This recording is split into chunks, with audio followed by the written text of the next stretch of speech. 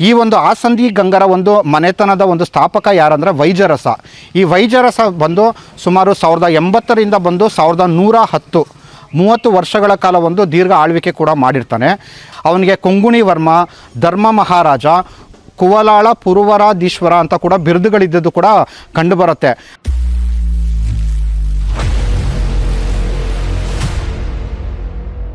ಸ್ನೇಹಿತರೆ, ನಾವೀಗಾಗಲೇ ನೋಡ್ದಂಗೆ 1024ನೇ ಇಸ್ವಿನಲ್ಲಿ ತಲಕಾಡಿನ ಗಂಗರ ಒಂದು ರಾಜಮನೆತನ ಒಂದು ಪತನ ಏನಾಗುತ್ತೋ ಅದರಿಂದ ಮುಂದಿನ ಭಾಗವಾಗಿ ಏನಾದ್ರು ನಾವು ನೋಡೋದಾದರೆ ಈ ಒಂದು ಪ್ರದೇಶಗಳು, ಸಾಕಷ್ಟು ಪ್ರದೇಶಗಳು ಚೋಳರ ಒಂದು ಆಳ್ವಿಕೆಗೂ ಕೂಡ ಒಳಪಟ್ಟಿರುತ್ತೆ. ಈ ಒಂದು ಸಂದರ್ಭದಲ್ಲಿ ಮುನ್ನೆಲೆಗೆ ಬಂದಂಥ ಹೊಯ್ಸಳರು, ಅದರಲ್ಲೂ ಕೂಡ ಹೊಯ್ಸಳರ ದೊರೆ ವಿನಯಾದಿತ್ಯ. ಈ ವಿನಯಾದಿತ್ಯ ಯಾರಂದರೆ ನಮ್ಮ ವಿಷ್ಣುವರ್ಧನ ಅಂತ ನಾವೇನು ಕರಿತೀವಿ, ಹೊಯ್ಸಳ ವಿಷ್ಣುವರ್ಧನ ಅವರ ತಾತ ಆಗಿದ್ದಂಥ ವಿನಯಾದಿತ್ಯ ಬಂದು ಕರ್ನಾಟಕದ ಇತಿಹಾಸದಲ್ಲಿ ತುಂಬ ಸುದೀರ್ಘವಾಗಿ ಆಡಳಿತ ಮಾಡಿದಂತಹ ಮತ್ತೊಬ್ಬ ಅರಸ ಕೂಡ ಆಗಿರ್ತಾನೆ.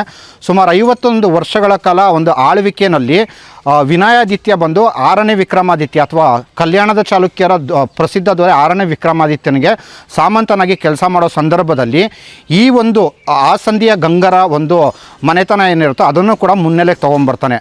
ಈ ಒಂದು ಆಸಂದಿ ಗಂಗರ ಒಂದು ಮನೆತನದ ಒಂದು ಸ್ಥಾಪಕ ಯಾರಂದರೆ ವೈಜರಸ.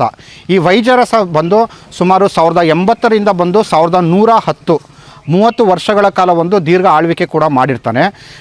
ಮತ್ತು ಈ ಒಂದು ವೈಜರಸ ಬಂದು ಈಗಾಗಲೇ ನಾನು ಹೇಳ್ದಂಗೆ ನಮ್ಮ ವಿನಯಾದಿತ್ಯನಿಗೆ ಹಾಗೂ ಮುಂದೆ ಬಂದು ಈವನ್ ನಮ್ಮ ವಿಷ್ಣುವರ್ಧನಿಗೂ ಕೂಡ ಮಾಂಡಲಿಕರಾಗಿ ಕೆಲಸಗಳನ್ನ ಮಾಡಿರ್ತಾರೆ. ಇನ್ನು ಈ ವೈಜರಸನ ಮತ್ತೊಂದು ವಿಶೇಷತೆ ಏನಂದರೆ ಇವನ್ನ ಕಣ್ತಂಬಿನಾಥ ಅಂತ ಕೂಡ ಕರೀತಾ ಇದ್ರು. ಇದಕ್ಕೆ ಕಾರಣ ಏನಂದರೆ ಹಿಂದೆ ಈ ಒಂದು ಭಾಗದ ಮೇಲೆ ಬಂದು ಬೇಡರು ದಾಳಿ ಮಾಡಿದ ಸಂದರ್ಭದಲ್ಲಿ ಆ ಬಾಣವು ಬೇಡರ ನಾಯಕನನ್ನು ಸೀಳಿಕೊಂಡು ಮುಂದೆ ಆಕಾಶದಲ್ಲಿದ್ದಂಥ ಒಂದು ಹದ್ದಿನ ಕಣ್ಣಿಗೆ ಹೊಡೆದಿತ್ತಂತೆ. ಅದನ್ನು ನೋಡ್ತಿದ್ದಂಥ ಸ್ಥಳೀಯರು ಬೆಕ್ಕಸ ಬೆರಗಾಗಿ ಹೋಗಿದ್ರಂತೆ. ಮತ್ತು ಈ ಒಂದು ಸಾಧನೆಯನ್ನು ಮಾಡಿದ್ದಕ್ಕೆ ನಮ್ಮ ಹೊಯ್ಸಳರ ದೊರೆ ವಿನಯಾದಿತ್ಯ ಇವನಿಗೆ ಬಂದು ಕಣ್ತಂಬಿನಾಥ ಅನ್ನೋ ಒಂದು ಬಿರುದನ್ನು ಕೂಡ ಕೊಡ್ತಾನೆ. ಇದ್ರ ಜೊತೆಗೆ ನಾವು ನೋಡೋದಾದರೆ ಇವನ ನಂತರ ಬಂದಂಥ ನಾಡರಸ ಅಂತ ಮತ್ತೊಬ್ಬ ದೊರೆ ಬರ್ತಾನೆ. ಈ ನಾಡರಸನ ಒಂದು ಶಾಸನಗಳ ಸಿಕ್ಕಿದ ಒಂದು ಕಾರಣ ಬಂದು ಇವರು ತಲಕಾಡಿನ ಗಂಗರ ಒಂದು ಆಫ್ ಶೂಟ್ ಅಂತ ನಾವು ತುಂಬ ಈಸಿಯಾಗಿ ನಿರ್ಧಾರ ಕೂಡ ಮಾಡೋಕ್ಕೆ ಕಾರಣ ಆಗುತ್ತೆ. ಯಾಕಂದರೆ ಈ ನಾಡರಸನ ಒಂದು ಶಾಸನಗಳಲ್ಲಿ ಅವನ ಬಗ್ಗೆ ಇದ್ದಂಥ ಒಂದು ಬಿರುದಾವಳಿಗಳನ್ನು ಹೇಳ್ಬೇಕಂದಾಗ ಅವನಿಗೆ ಕೊಂಗುಣಿ ವರ್ಮ, ಧರ್ಮ ಮಹಾರಾಜ, ಕುವಲಾಳ ಪುರವರಾಧೀಶ್ವರ ಅಂತ ಕೂಡ ಬಿರುದುಗಳಿದ್ದದ್ದು ಕೂಡ ಕಂಡುಬರುತ್ತೆ. ಇದನ್ನು ಗಮನಿಸಿದಂಥ ಒಂದು ಇತಿಹಾಸಕಾರರು ಬಂದು ಈ ಒಂದು ಆಸಂದಿಯ ಗಂಗರ ಒಂದು ರಾಜಮನೆತನ ಏನಿದೆಯೋ ಅದಕ್ಕೂ ಮತ್ತು ತಲಕಾಡಿನ ಗಂಗರಿಗೂ ಒಂದು ನಂಟಿತ್ತು ಅನ್ನೋದು ಕೂಡ ಸಾಕಷ್ಟು ಹೇಳ್ತಾರೆ. ಇದ್ರ ಜೊತೆಗೆ ಬಂದಂತಹ ಒಂದು 2ನೇ ವೈಜರಸ ಅಂತ ಮತ್ತೊಬ್ಬ ದೊರೆ ಬರ್ತಾನೆ. ಇವನ ಒಂದು ವಿಶೇಷತೆ ಏನಂದರೆ ಇವನಿಗೆ ಶಾಸನಗಳಲ್ಲಿ ಬಂದು ಕೊಂಗಾಳ್ವ ಹತ ಅನ್ನೋದು ಒಂದು ಬಿರುದಿರುತ್ತೆ. ಏನಕ್ಕೆ ಈ ಕೊಂಗಾಳ್ವ ಹತ ಅಂದರೆ ಈ ವಿಷ್ಣುವರ್ಧನನ ಒಂದು ಸಂದರ್ಭದಲ್ಲಿ ಬಂದು ಹೊಯ್ಸಳರಿಗೂ ಮತ್ತು ಕೊಂಗಾಳ್ವರಿಗೆ ಯುದ್ಧ ನಡೆದಿರುತ್ತೆ. ಈ ಕೊಂಗಾಳ್ವರಿಗೆ ಯುದ್ಧ ನಡೆದ ಸಂದರ್ಭದಲ್ಲಿ 2ನೇ ವೈಜರಸನು ಬಂದು ವಿಷ್ಣುವರ್ಧನನ ಪರವಾಗಿ ನಿಂತು ಕೊಂಗಾಳ್ವರನನ್ನು ಸದೆಬಡಿದ ಒಂದು ಕಾರಣಕ್ಕೆ ವಿಷ್ಣುವರ್ಧನ ಈ ಒಂದು 2ನೇ ವೈಜರಸನಿಗೆ ಕೊಂಗಾಳ್ವ ಹತ ಅನ್ನೋ ಒಂದು ಬಿರುದನ್ನೇ ಕೂಡ ಕೊಟ್ಟಿರ್ತಾನೆ. ಇವರ ನಂತರ ಬಂದಂತಹ ಬರ್ಮರಸನ ಮತ್ತೊಬ್ಬ ಅರಸ ಬರ್ತಾನೆ. ಈ ಬರ್ಮರಸನ ಒಂದು ವಿಶೇಷತೆ ಏನಂದರೆ ಈ ಒಂದು ಆಸಂದಿಯ ಒಂದು ಗಂಗರ ಒಂದು ಮನೆತನದಲ್ಲಿ ಅತಿ ಸುದೀರ್ಘವಾಗಿ ಆಡಳಿತ ಮಾಡಿದಂಥ ವ್ಯಕ್ತಿ ಕೂಡ ಇವನೇ ಆಗಿರ್ತಾನೆ. ಸುಮಾರು 50 ವರ್ಷಗಳ ಕಾಲ ಆಡಳಿತ ಮಾಡಿದಂಥ ಬರ್ಮರಸ ಆತನ ಶೌರ್ಯದಲ್ಲಿ ಮತ್ತು ಆತನ ಒಂದು ಜನಪರವಾದ ಕಾರ್ಯಗಳಲ್ಲಿ ಸಾಕಷ್ಟು ಹೆಸರುವಾಸಿ ಕೂಡ ಆಗಿದ್ದಾನೆ. ಇನ್ನು ಈತನ ನಂತರ ಬಂದಂಥ ಮತ್ತೊಬ್ಬ ಪ್ರಮುಖ ದೊರೆ ಯಾರಂದರೆ ನರಸಿಂಹ ಅಂತ.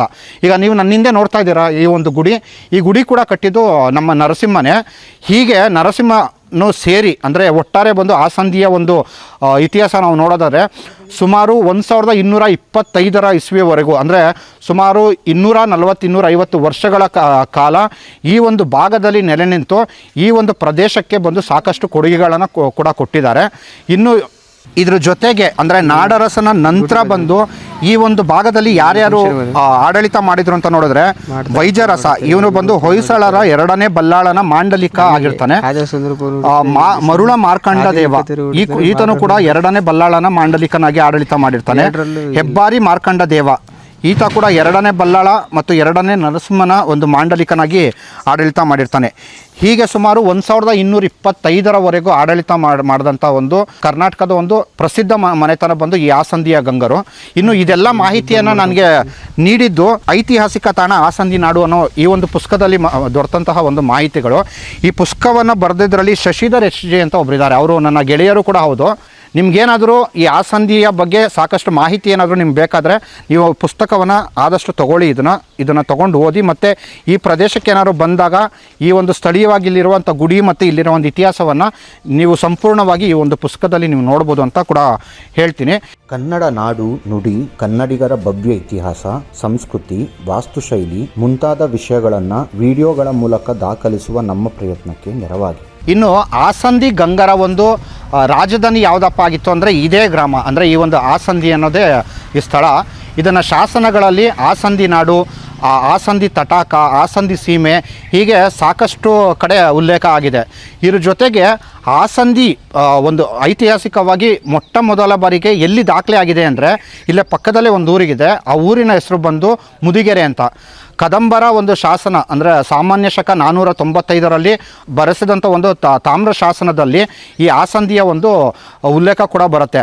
ಅವತ್ತಿಗೆ ಈ ಒಂದು ಆಸಂದಿ ಬಂದು ಸೇಂದ್ರಕರ ಒಂದು ಆಡಳಿತ ಪ್ರದೇಶ ಕೂಡ ಆಗಿತ್ತು ಅನ್ನೋದು ಕೂಡ ಶಾಸನಗಳಲ್ಲಿ ದಾಖಲೆ ಆಗುತ್ತೆ. ಇನ್ನು ಇದೇ ಆಸಂದಿಯಲ್ಲಿ ಸುಮಾರು 13 ಶೈವ ಗುಡಿಗಳು, ಕೆಲವು ಜೈನ ಗುಡಿಗಳು ಕೂಡ ಇದ್ದಿದ್ರ ಬಗ್ಗೆ ಕೂಡ ದಾಖಲೆ ಆಗಿದೆ. ಹಾಗಾಗಿ ನಮಗೊಂದೇನು ಗೊತ್ತಾಗುತ್ತೆ ಅಂದರೆ ಈ ಆಸಂದಿ ಗಂಗರು ಬಂದು ಶೈವ ಮತವನ್ನು ಮತ್ತು ಜೈನ ಮತ ಎರಡನ್ನೂ ಕೂಡ ಸಮಾನವಾಗಿ ಸ್ವೀಕರಿಸಿ ಎರಡನ್ನೂ ಕೂಡ ಪ್ರೋತ್ಸಾಹ ನೀಡಿದ್ರು ಅನ್ನೋದು ಕೂಡ ನಮ್ಗೆ ಗೊತ್ತಾಗತ್ತೆ. ಅಷ್ಟೇ ಅಲ್ಲದೆ ಈ ಆಸಂದಿ ಬಂದು ಕದಂಬರ ಕಾಲದಿಂದ ನಾವು ನೋಡೋದಾದ್ರೆ ಕದಂಬರ್ ಇರ್ಬೋದು, ಮುಂದೆ ಚಾಲುಕ್ಯರು ಇರ್ಬೋದು, ರಾಷ್ಟ್ರಕೂಟರು ಇರ್ಬೋದು, ಕಲ್ಯಾಣದ ಚಾಲುಕ್ಯರು ಇರ್ಬೋದು, ಮುಂದೆ ಹೊಯ್ಸಳರು ಇರ್ಬೋದು, ವಿಜಯನಗರ ಸಾಮ್ರಾಜ್ಯ ಇರ್ಬೋದು, ಬ್ರಿಟಿಷ್ ಅಪ್ ಟು ನಿಮಗೆ ಅಂದರೆ ಮೈಸೂರಿನ ಒಡೆಯರ್ ಕಾಲ ನಂತರ ಬಂದು ನೀವು ಬ್ರಿಟಿಷರವರೆಗೂ ನೋಡಿದ್ರು ಕೂಡ ನಿಮಗೆ ಆಸಂದಿ ಗ್ರಾಮ ಬಂದು ಪ್ರತಿಯೊಂದು ಸಂದರ್ಭದಲ್ಲೂ ದೊಡ್ಡ ದೊಡ್ಡ ಒಂದು ರಾಜರ ಒಂದು ಅಂದರೆ ರಾಜಮನೆತನಗಳ ನೆರಳಲ್ಲೇ ಇದ್ದಿದ್ದು ಕೂಡ ನಮಗೆ ಕಂಡು ಬರುತ್ತೆ.